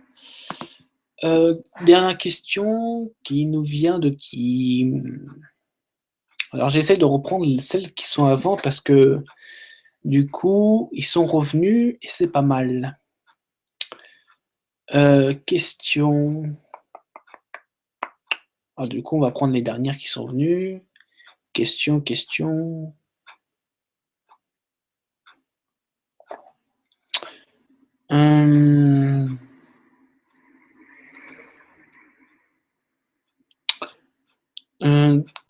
question. Qu'est-ce qu'il y a comme question? Ah, question du bon divergent. Très bonne question d'ailleurs. Bon, je vais répondre vite fait. Parce que je vois la question de Photomaster et la question du bon divergent. Mais tous les deux, c'est la même réponse. Donc, du moins, je vais compléter la réponse de Photomaster dans la réponse du bon divergent. La question du bon divergent qui me dit comment peut-on être sûr de l'attention de telle ou telle race? Pardon, excusez-moi. Et donc, je vais quand même prendre la question comment pourra-t-on utiliser les données de ce satellite? Bien sûr, c'est une réponse globale que je vais faire. Alors, comment on peut être sûr qu'une race, donc j'aime pas dire race extraterrestre, c'est mieux, enfin, je trouve pour ma part, de dire civilisation. Après, hein, je m'en fous, hein, parce que bon, on est tous différents. Déjà dans l'humanité, c'est déjà pas mal. On a une seule race qui s'appelle l'humanité. C'est déjà très bien. Puis ensuite, on a plusieurs races hein, qui sont les Tossétiens, les Pléiadiens, Arthuriens, Vénusiens qui sont juste à côté de nous, etc. Donc, comment savoir que telle civilisation ou race extraterrestre est mieux ou moins pire ou mauvais que l'autre? Alors, dans une vidéo que j'ai fait vraiment tout au début de mes vidéos, j'ai fait une divulgation et vérité sur les extraterrestres. Donc, si tu reprends la vidéo qui est tout au début, qui est vraiment juste en dessous de la Cabale partie 2, tu verras que j'ai fait une vidéo de divulgation vérité sur les extraterrestres où j'explique en fait la race avec son détail, ce qu'elle projette et quelle est sa mission dans sa vie, avec quel vaisseau et quelle forme de vaisseau il se déplace, etc. Quelle est sa vie, sa longévité de vie, etc. etc. Tout ça, je l'ai détaillé dans la vidéo. Je t'invite d'ailleurs à la revoir. Et si tu as plus de questions par rapport à ça, bah écoute, n'hésite pas à m'envoyer un petit mail ou à me contacter sur Facebook, etc. Et je te répondrai bien sûr avec grande importance. Je tiens d'ailleurs à dire que j'ai recensé, c'est dans mon bouquin, qui est juste là d'ailleurs. D'accord ? Dans ce bouquin-là, j'ai recensé plus de 30 civilisations. C'est quand même beaucoup. Beaucoup de recherches d'ailleurs. En tout, je tiens à le dire, en tout, j'ai recensé 50 civilisations extraterrestres. Que je sais dans quel coin, quels sont, à qui il appartient, etc., leur nom, etc. Voilà.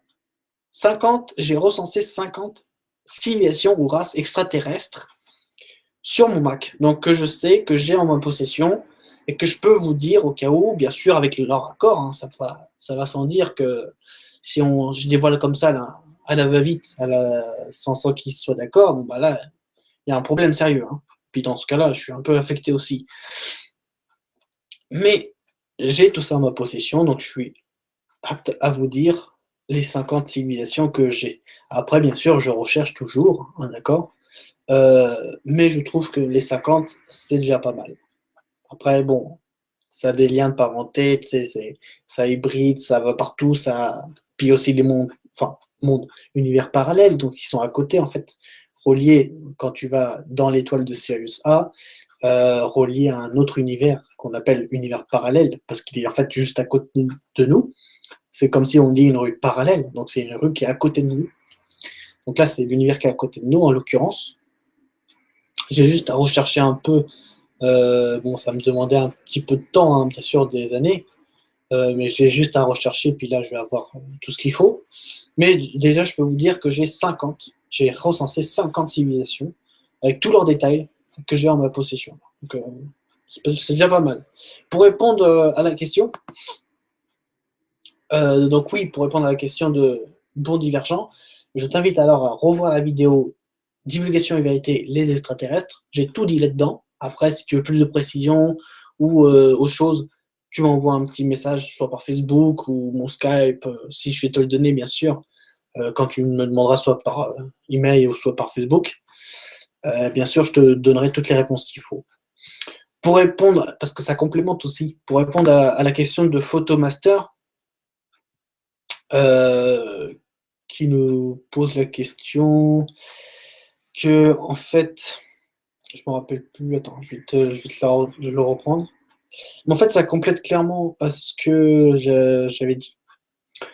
Parce que, en fait, dans sa question, il me semble, si je me rappelle, hein, il me semble qu'il me dit, par rapport au satellite Chevalier Noir, quelles sont l'utilité. Comment utiliser la donnée. Très clairement, ça rejoint en fait ce que j'ai dit sur les extraterrestres, dans le sens où, et je viens en plus de le dire, mais je vais me répéter et je vais répondre à la question. Quand tu prends un satellite, tu le positionnes, d'accord? Ce satellite, en l'occurrence, il est là pour recueillir des informations. Et ensuite l'envoyer au peuple concerné. Donc, en l'occurrence, les Arcturiens. Ok? Bon. Ensuite, toi, depuis la surface de la Terre, tu peux le capter. Avec un matériel, comme j'ai dit, qui va de 0 MHz jusqu'à 1000 MHz. Autrement dit, c'est un matos super puissant qu'on peut avoir aujourd'hui. Il y a encore plus puissant. Ok? Si tu sais utiliser la lumière, donc par le laser principalement, parce qu'il existe un peu de ça, ce qu'on a acquis, hein, d'accord? Donc si tu sais utiliser le laser, surtout la lumière du laser, bon bah tu sais quoi faire, hein, tu pointes tu émets de l'information, ou du moins tu essayes de recueillir l'information avec la lumière, avec ton laser là, et puis ensuite tu le convertis avec du matériau que tu as fait, tu as rassemblé, et puis hop, ça te donne des données. Il te suffidra juste de calculer à quelle heure approximativement, ou même très précisément, si tu peux avoir ça, le chevalier noir va passer dans ton secteur, ou du moins dans la surface de la planète, puis ensuite tu peux capter ça avec la lumière. Je tiens à rappeler, bien sûr, que l'atmosphère est là pour faire miroir. Pas avec la lumière, avec les autres. C'est un effet miroir, la lumière, l'atmosphère. Mais c'est aussi, par d'autres canaux, un conducteur très, mais alors vraiment très puissant pour capter beaucoup de choses. D'accord? À travers l'espace. L'atmosphère est quand même très, très riche en énergie et il faut en profiter. Et donc, du coup, si tu vas le capter, d'accord, le chevalier noir, si tu veux capter les informations, tu vas capter. Ok? Mais comme je l'ai dit précédemment, il faut que tu le mettes sur un autre ordi de façon à ce que le tien ne grille pas. Parce que vu qu'il a, le chevalier noir, un bouclier électromagnétique, automatiquement, s'il sent qu'il a quelque chose qui, entre guillemets, l'attaque, parce qu'en fait, quand tu émets une onde vers lui, c'est comme une attaque. Parce que comme je l'ai dit, il ne peut que recevoir, d'accord, des données. Il ne peut pas émettre des données. C'est comme ça qu'il marche. Donc, si tu émets des données, eh ben, c'est un peu, je pense, pour lui, considéré comme une attaque. Ce qui, en soi, quand tu prends un petit peu de recul, est vrai en plus. Et donc, du coup, il faut vraiment que tu sécurises ça sur un autre ordinateur, de façon à ce que le tien soit une grille, pas, soit il ne faut pas qu'il grille, ou soit qu'il ralentisse, tu vois, qu'il soit endommagé. Parce que dans tous les cas, il va avoir quelque chose, hein, parce que aux ondes électromagnétiques, avec l'atmosphère, ça fait quand même un truc assez puissant. Donc voilà. Et l'utilité, c'est tout simplement en fait de capter les images de toute la planète sur la surface, au-dessus, en dessous, le noyau, les personnes qui y habitent, aussi bien au-dessus, donc sur la surface, que dedans, etc., etc. Puis à l'envoyer directement au peuple concerné. Donc voilà l'utilité du chevalier noir, à quoi il sert très exactement. Sur ce, j'espère, alors bien sûr, pour que vous ayez un peu le temps, je tiens à vous dire que reprenez vos questions si jamais je ne vous ai pas mis dans cette émission votre question. Donc reprenez votre question, faites un copier-coller vite fait, d'accord? Puis ensuite, mettez-les une fois en replay. Dans les commentaires ci-dessous, je ferai en sorte de répondre à toutes les questions. Et bien sûr, avec plaisir, avec grand plaisir, de détailler si vous m'envoyez des invites ou n'importe quoi. À m'envoyer des messages, des questions, etc. Même sur le mail qui est situé juste en dessous. Et ben, je répondrai, hein, bien sûr. Je suis non-stop disponible. Je suis non-stop disponible. Sur ce, grand merci à vous. Grand merci à vous de m'avoir vu, de m'avoir écouté, de me suivre tout au long de ces divulgations de vérité. On peut dire merci à vous de par ces émissions très riches et puis aussi par votre documentation, etc. On se dit à la prochaine, les amis. Lundi prochain, donc deuxième jour de la semaine. Toujours même heure de Paris, 18-19h. Heure de Montréal, midi 13h. Heure de Cancun, parce que bien sûr, je vais bientôt y aller. Je vais vous exprimer les dates. Je vais aller à Cancun, donc au Mexique, du 28 mai au 5 juin. Voilà, très précisément. Donc 28 mai au 5 juin, je suis à Cancun. Bien sûr, le matin, donc le 5 juin, vu que c'est un lundi, le matin à 11h, parce que à l'horaire de Cancun, c'est 11h midi, à 11h, je vais faire divulgation de vérité. Chez vous, il sera 18h. Et le soir, heure de Cancun, donc c'était à 23h, en l'occurrence à 6h du matin, heure française, je décollerai et j'arriverai à 17h, heure française, donc heure de Paris, en France. Voilà. Donc ne vous inquiétez pas, peu importe où je vais, ce sera toujours 18h, 19h, heure de Paris, deuxième jour de la semaine, le lundi. Sur ce, je vous remercie pour votre écoute, je vous remercie pour vos questions que vous avez posées, et on se dit à la prochaine, au deuxième jour de la semaine, et on se dit bonne journée à vous. Salut, bye bye!